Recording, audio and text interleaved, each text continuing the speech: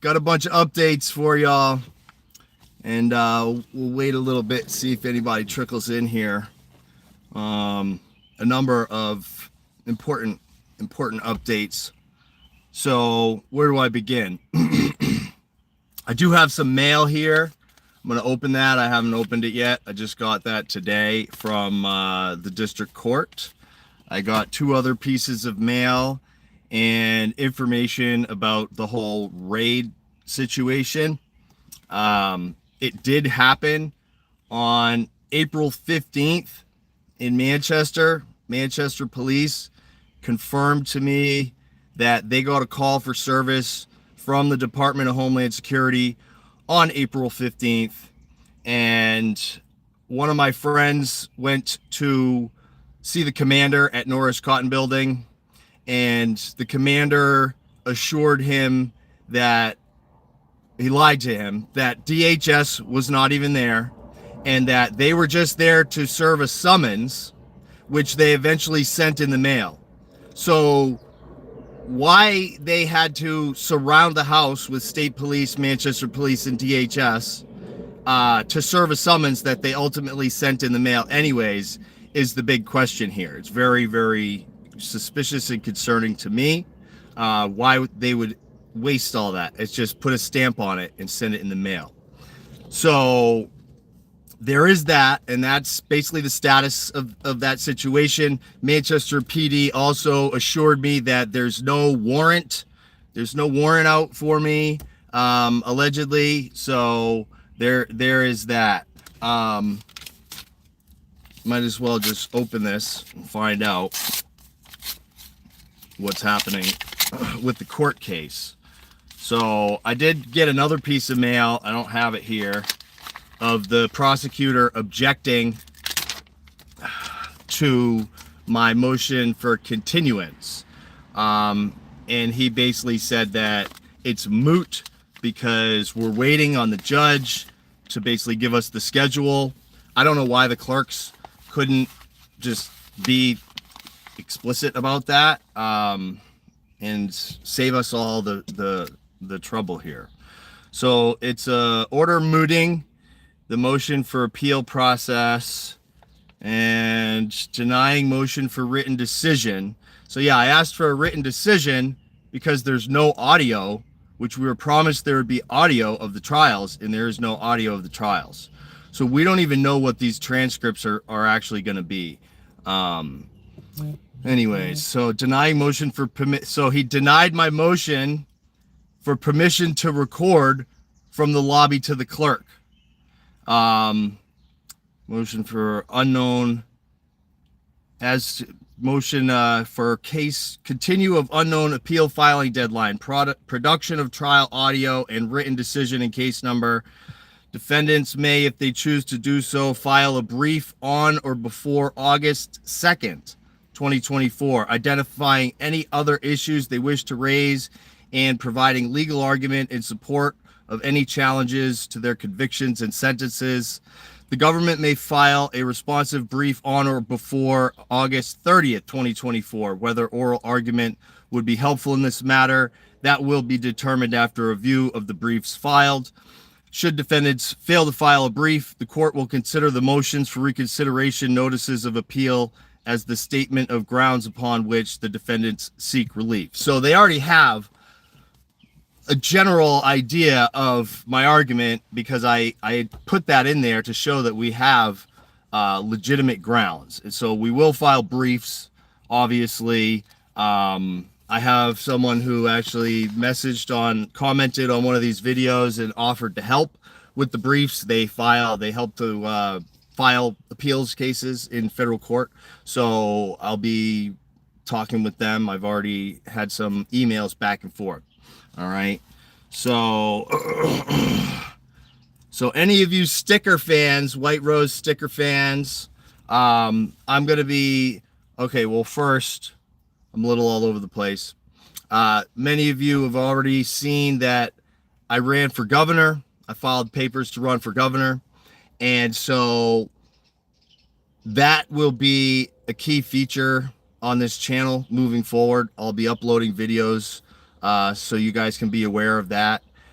you may or not be aware, this channel is not a First Amendment auditor channel. I'm not putting First Amendment auditors down or anything like that. I'm just trying to let you guys know, if you look back to the beginning, this is just like a long drawn out documentary of the tyranny that we are dealing with here, particularly in the state of New Hampshire. So this channel has evolved. It's got all kinds of stuff in it. You guys see the YDC case that I do, protests and rallies and whatnot. That will also be a key part of my campaign, is asking these other candidates what they're going to do about the inevitable bankruptcy of this state from the YDC lawsuit. I actually was able to ask the two top governor candidates that I'm running against, Kelly Ayotte and Chuck Morse, what they would do to mitigate the bankruptcy issues with this lawsuit. And neither of them were able to answer the question. When I get access to that video, it was recorded by Public Access TV. I will put that up. I stumped both of them with one question. I went up to ask a second question, and they shut it down after two questions. There was my question, another question. I went up to ask a third question, and they said no more questions. But then some guy was like, I had a question. And so they allowed him to be the last question. Of course, they would not allow me to ask another question. My second question was to both candidates regarding the $22 million in federal funding in the illegal arrests orchestrated by Governor Sununu at the October 13th Executive Council meeting. So what are they going to do about that? Chuck Morse accepted the money after it was rejected when 9 of us were illegally arrested. And then I was arrested illegally at that legislative office building fiscal committee meeting where they ended up accepting the money anyways. So Chuck Morse has to answer for that. And ultimately, for anybody that's paying attention, a vote for Chuck Morse is a vote for Ayotte. We all know he's going to endorse Ayotte in the end. And Ayotte is going to be worse than Sununu, ever was. She's going to be 10 times worse than Sununu. All right. So my campaign decision was pretty spur of the moment. It was motivated by the YDC stuff. I shared that most recent video about our YDC rally on the 5th, and Kelly Ayotte was supposed to be there, which is why we picked that date. She rescheduled to the 13th.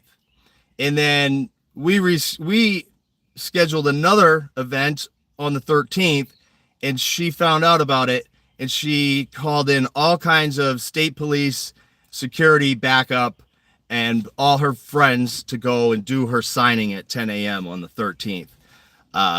So I didn't show up for that because the whole warrant thing, we didn't know what was going on, and I was assuming that I would probably be arrested. And there, whatever I said, they would twist it anyway. So I decided, let's just fall back, and we'll get to all that stuff later.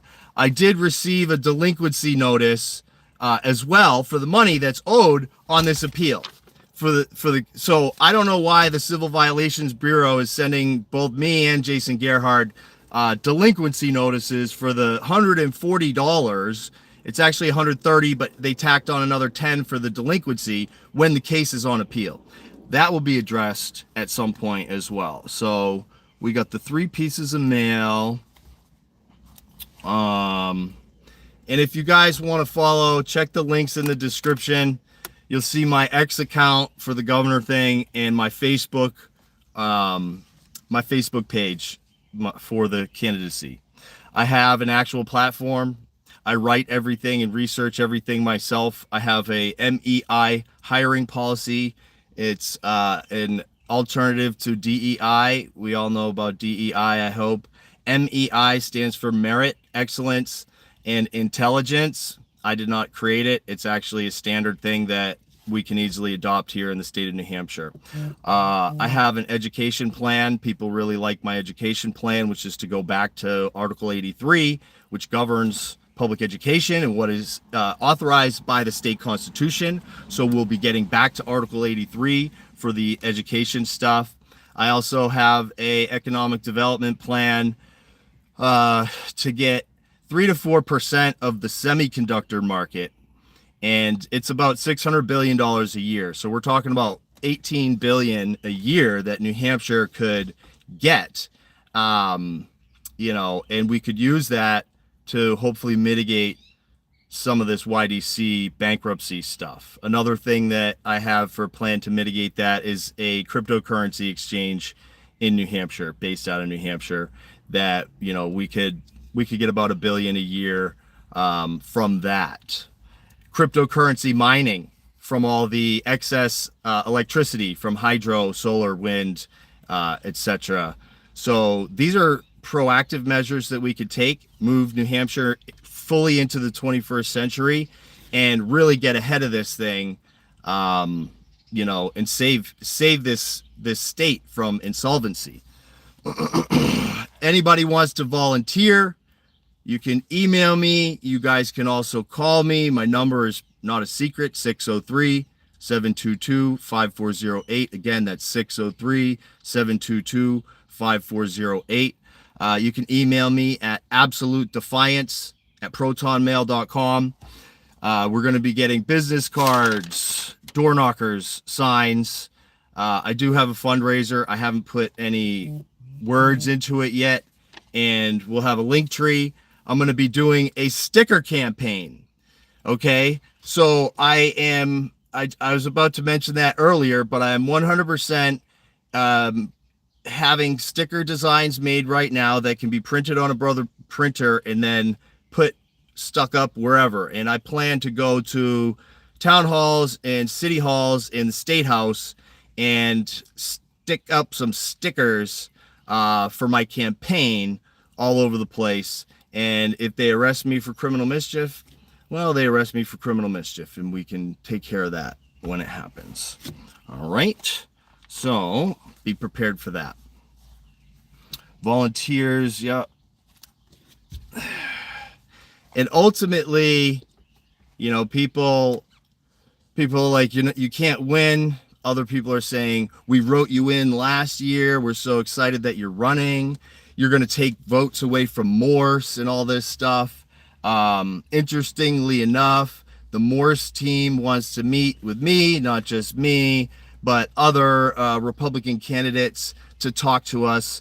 I'm assuming to try to get us to ultimately endorse him. That will be a tough road for him to get my endorsement. I'm not going to lie. He's going to need to talk about the YDC thing. He's going to need to talk about the emergency authorization, the lockdowns, emergency powers, the COVID money, all that stuff. Chuck Morse needs to address that. He's remained silent on Therese Grinnell. You might. So I got her sign in the back. I got a bunch of her signs here too. She got some great signs. Let me see. She's running for executive council. Therese, if you don't remember, is the nurse who got arrested for saying amen with me. It was her, and I was arrested with her for really nothing. And all of our cases, I was the only one that went to trial, and then they dropped everyone else's cases. Okay. So basically my entire YouTube channel is being integrated into my campaign platform. So there is that. In 2026, I'll be back in 2026. So ultimately this is also running and putting my name out there and starting early for 2026. People are going to see if they vote for whether Ayotte or a Democrat gets in. Who knows? They're all going to be establishment, nothing new. They're not going to change anything. I have plans. I have big plans. Okay. Big plans.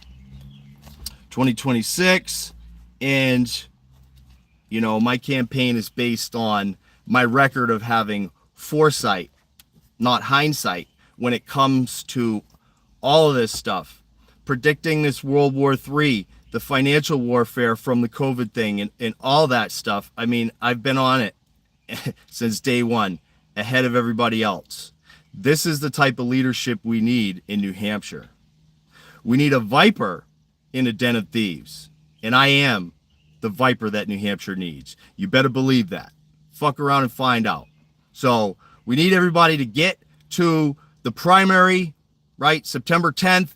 Vote for me in the primary. Let's make a huge impact on that. And they're going to be like, whoa, what happened? This dude got all these votes. We need to adjust the way that we're doing things. So that's pretty much it. I don't know if anybody is in the chat here. If you want to say what's up, I didn't see anything pop up. Let me see.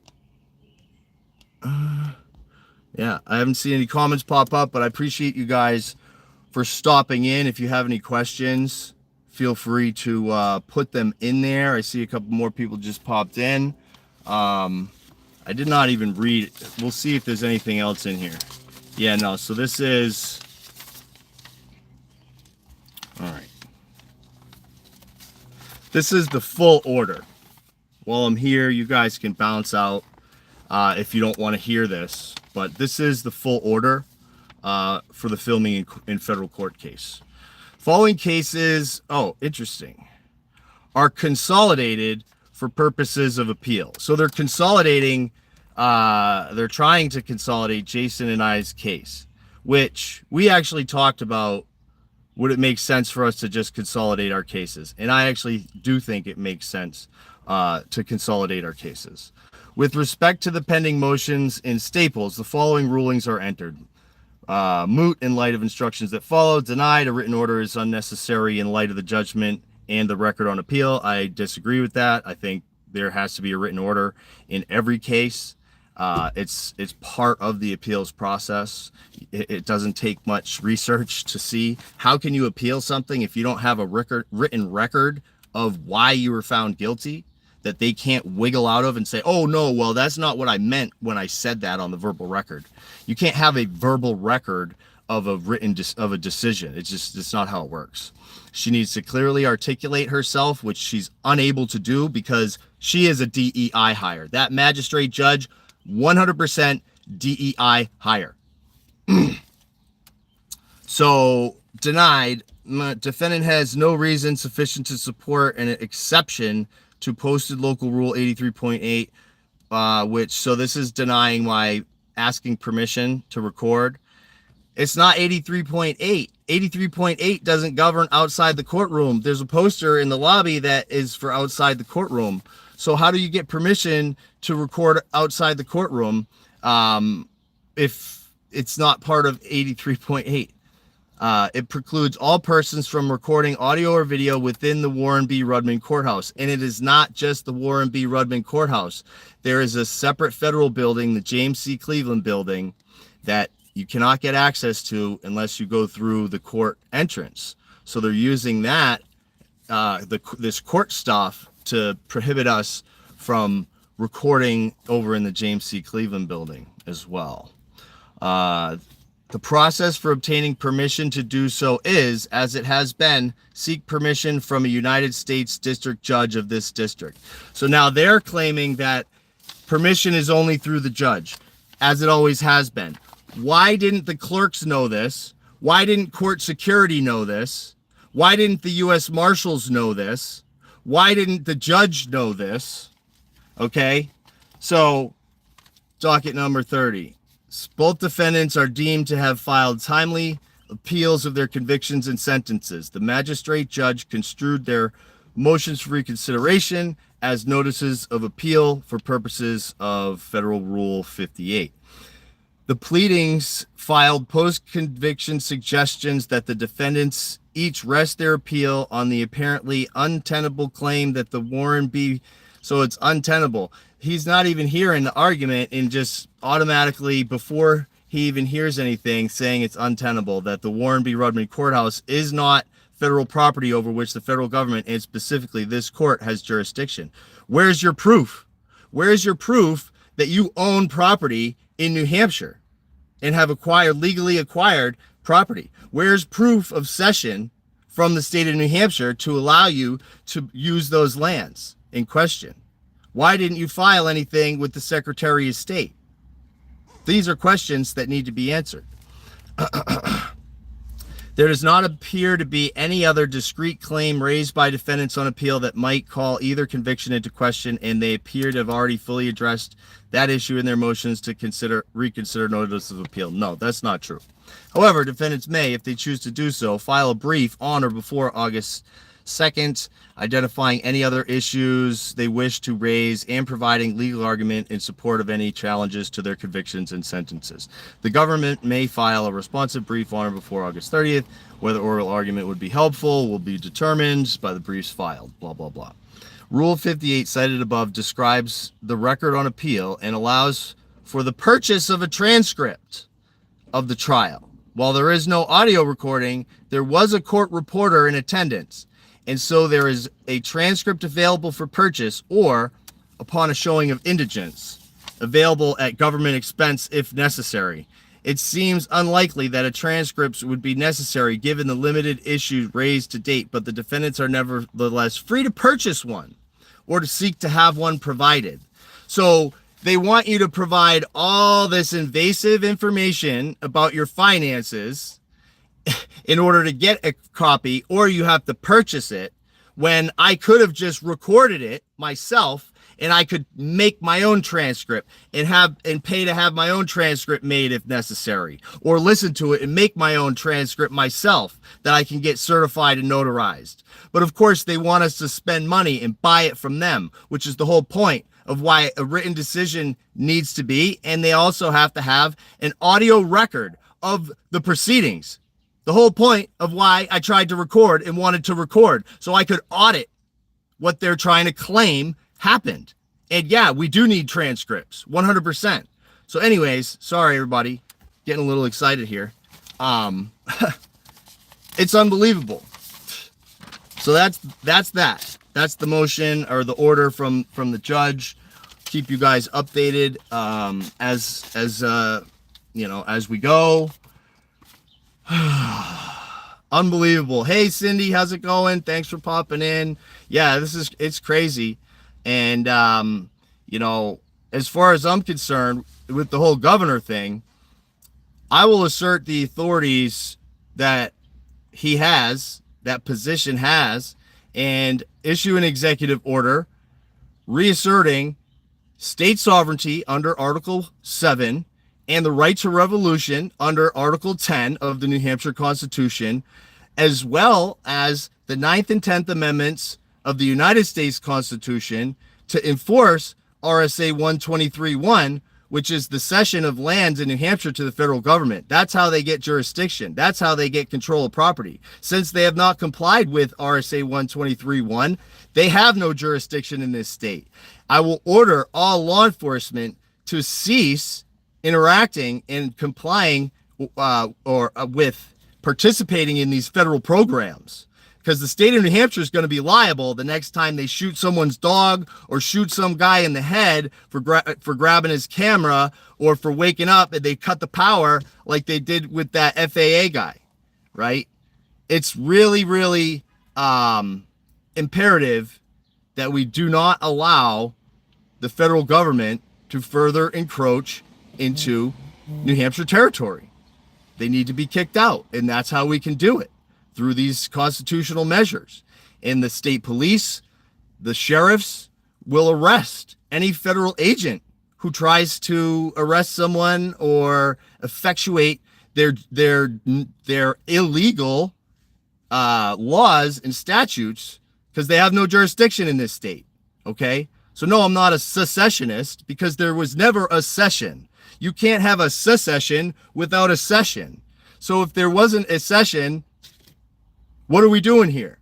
We need to assert our state sovereignty in New Hampshire and go back to being our independent nation, and we can enter into agreements with neighboring states and do whatever we want to do. But that's a big part of my plan here. I already have a notice of liability to all the state agencies. I've put it out there. It's on my Facebook account. So go check that out if you want to see it. I'm not playing games here. Every proposal that I make is only going to be under the authority of the state constitution. That's it.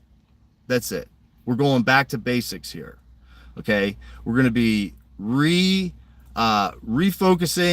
funding to things that are in line with that. We're going to be cutting funding.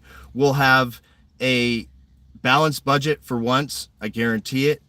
I will not allow the legislature to keep pushing these bills that are got strings attached and all these other unrelated things associated with them.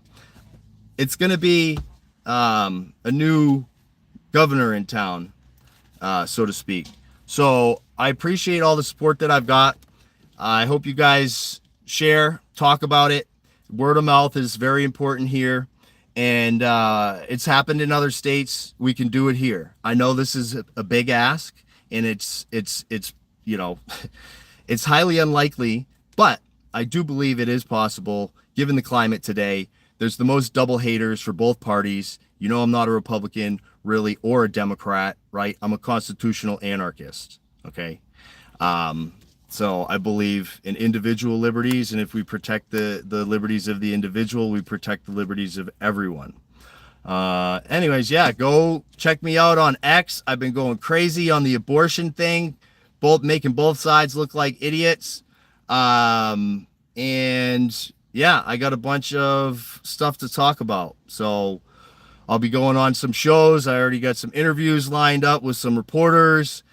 We're just getting started here. We are just getting started. It's about like the second week of this campaign, and we're already making some serious waves. So shout out to everybody who's been, supporting me and lighting the fire under my ass and all that stuff. Exactly. Get people educated. And if you don't know your rights, you don't have any, and you won't be able to assert them, right? You can't do something if you don't know how to do it. So you need to have those instructions. You need to have that blueprint in your mind. People need to go back to the New Hampshire Constitution. The federal Constitution is less protective than the state constitution. People don't realize this in New Hampshire. I don't care about the rest of the country at this point. We need to worry about New Hampshire. We need to circle the wagons, close the borders, bust all these illegals out of here. Yeah, we're going to busting illegals out. We'll send them to Vermont and Massachusetts and wherever they want to go. We'll get them a bus ticket. See you later. Okay. So we're not going to allow our borders to be flooded and our all this election interference and manipulation. It's not going to happen under my watch. I will go back to hand counted ballots, triplicate with a serial number on them. So you could actually take a copy of it and and you could help in the audit process in case anything happens, or if maybe we lose them. You could say, no, look, I voted. Here's my triplicate, right? So that's something we need to go back to. Get these machines out of here, right? Who Papa Sununu got them in for temporary use in 1979, and they've been here ever since. Yeah, that's it. I'm kind of just freestyling at this point. So I won't take up any of your time. It's been about a half hour. I got stuff to do. I'm doing a lot of writing, nonstop writing and editing and researching of stuff. So my Ballotpedia profile is it's been approved and filled out, but it's not. What's up, Jerry Van Hoof? Respect from Canada. I appreciate that. I know I'm not, this is, everyone, because I have people from Spain watching and all over the world. It's crazy. Canada, the UK, Ireland, Australia. We got a big Australia and Canada contingent. And you guys, these are things that you should be focusing on in your area, is getting hyper local, get involved, make some noise, stop focusing on these bigger issues that you really can't do anything about, the global stuff, because it's going to be from the bottom up that we do this thing, right? Anyways, yeah, I appreciate all the support from everybody all over the world here in New Hampshire. It's unbelievable, honestly, the journey so far. And I mean, really, it's just getting started. So yeah, that's it. Thanks, everybody. Take it easy. Boop, boop, boop.